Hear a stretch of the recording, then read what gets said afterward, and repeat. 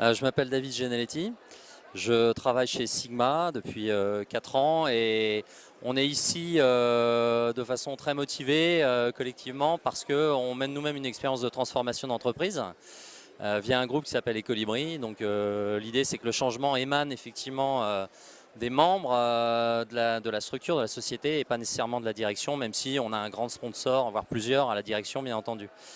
On travaille d'ailleurs avec François Badenès de la Fabrique du Changement, donc ça fait écho fortement à ce pourquoi on est ici.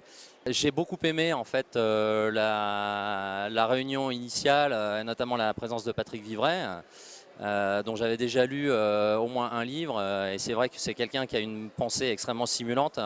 C'est vraiment un grand intellectuel, mais qui a une capacité à bien montrer les enjeux et à les expliquer de façon à la fois très percutante et très claire. Donc ça, c'était vraiment passionnant.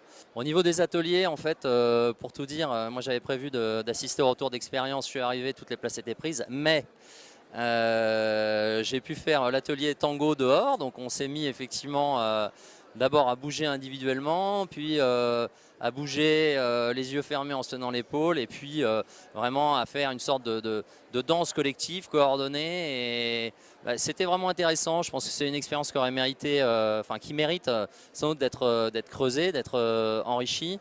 Mais quant au fonctionnement collectif et à la façon dont on est capable finalement de modifier un peu son point de vue et d'arriver à travailler, à faire avec les autres d'une façon générale, j'ai trouvé ça intéressant. Oui.